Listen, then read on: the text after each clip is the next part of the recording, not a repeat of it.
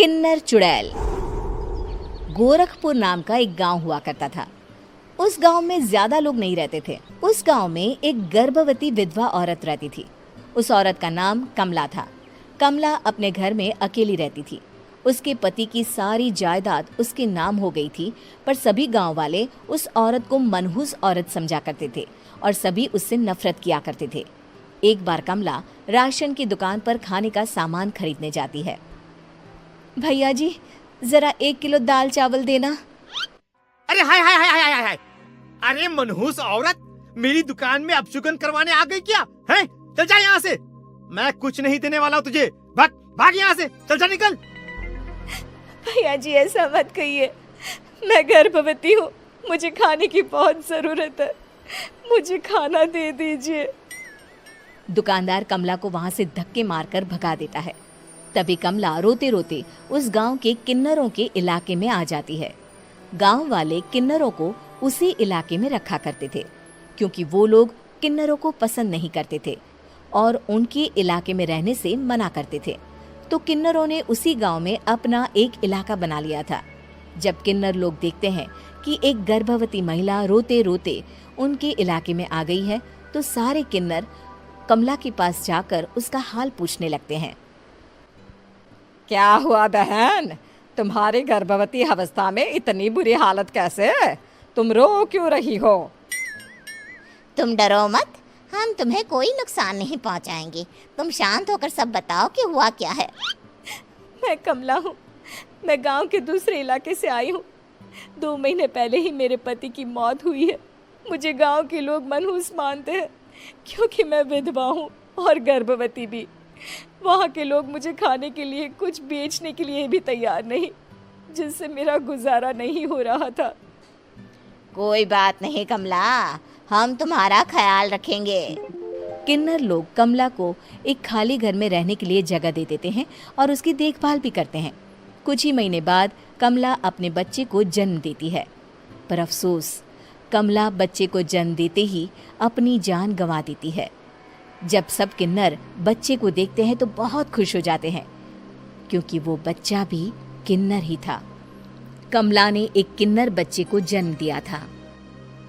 अब इस बच्चे की देखभाल कौन करेगा? हम तो इस बच्चे को गांव के दूसरे इलाके में भी नहीं भेज सकते। और तो क्या हुआ, इस बच्चे की माँ नहीं रही तो हम इसे पालेंगे। अब ये हमारे इलाके में रहेगा, हमारे साथ रहेगा। फिर वो किन्नर उस किन्नर बच्चे को गोद ले लेते हैं, उसका नामकरण कराते हैं। उस किन्नर बच्चे का नाम शक्ति रखा जाता है। देखते ही देखते शक्ति बड़ी होने लगती है। उसके रंग रूप बहुत सुंदर थे। वो बहुत सुंदर किन्नर दिखती है। एक दिन शक्ति एक किन्नर से पूछती है, माँ जी सुनिए ना, ये गांव के दूसरे इलाके में भी तो लोग रहते हैं, तो हम वहाँ क्यों नहीं जाते? हम उनसे अलग क्यों रहते हैं? शक्ति, क्योंकि वो लोग हमारे जैसे नहीं, वो लोग हमें पसंद नहीं करते, इसीलिए हम उनसे अलग रहते हैं। क्यों? वो हमें क्यों पसंद नहीं करते? मुझे एक बार उस इलाके में जाना है। मैं एक बार वहाँ जाकर घूम कर आऊं। शक्ति, खबरदार, जो तू उस इलाके में कभी भी गई तो अपनी जान नहीं गंवाना चाहती तो उस इलाके में कभी कदम भी नहीं रखेगी, समझी? इतना कहकर वो किन्नर वहां से चली जाती है।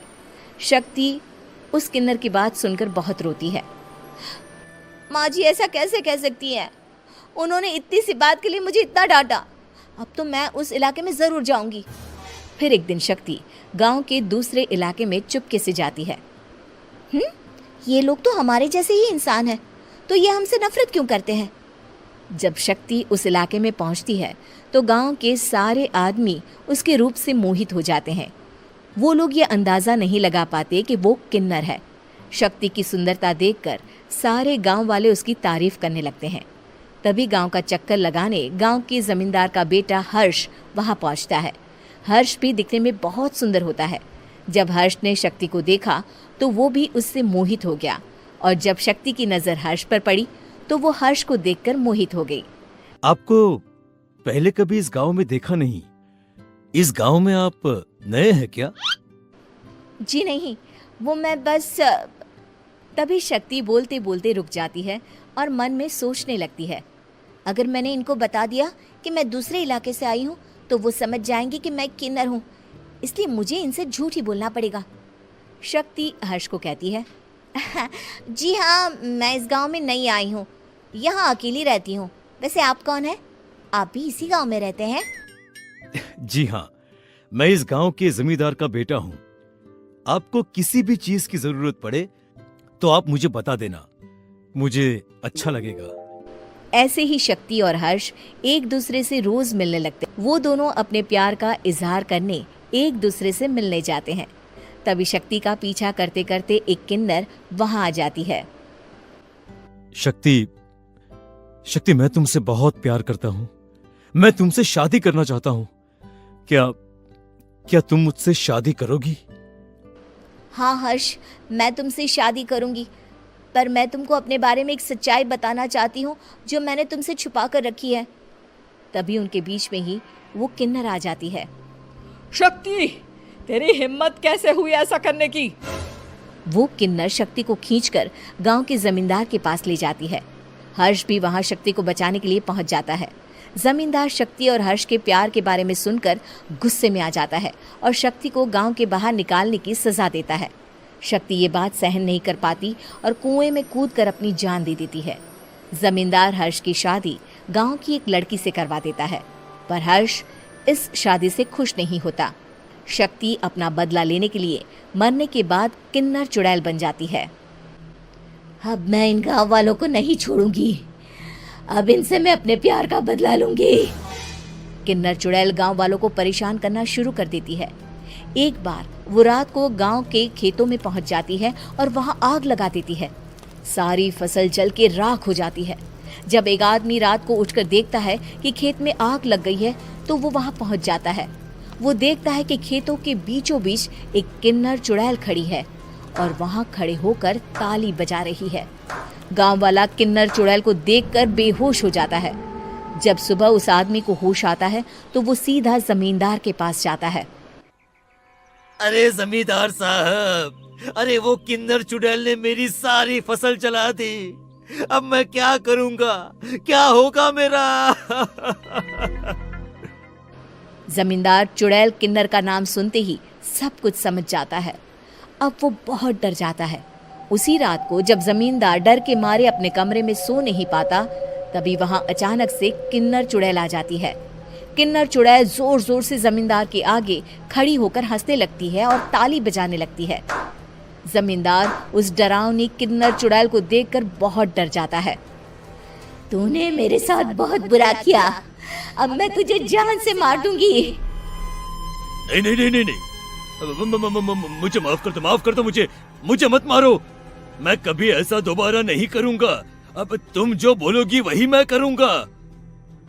ठीक है, मैं चाहती हूँ कि किन्नर इलाका गांव के इलाके से जुड़े और गांव का कोई भी आदमी किन्नर समाज से द्वेष ना करे, उससे नफरत ना करे, नहीं तो मैं सारे गांव को मार दूंगी। और तुम गांव में एक नया कानून बनाओ कि अगर किसी ने भी किन्नर समाज को हानि पहुंचाने की कोशिश भी करी या इनसे भेदभाव करने की भी कोशिश करी तो उनको कड़ी से कड़ी सजा मिलेगी। हाँ हाँ हाँ हाँ, मैं ऐसा ही करूंगा। तुम जो बोलोगी वो मैं करूंगा, पर मुझे जाने दो प्लीज। तब वो किन्नर चुड़ैल वहां से चली जाती है। गांव का जमींदार किन्नर चुड़ैल का कहा मानते हुए दोनों इलाकों को एक कर देता है और नया कानून भी लागू कर देता है। तब से वहां किन्नर समाज और बाकी गांव वाले शांतिपूर्वक रहने लगते हैं।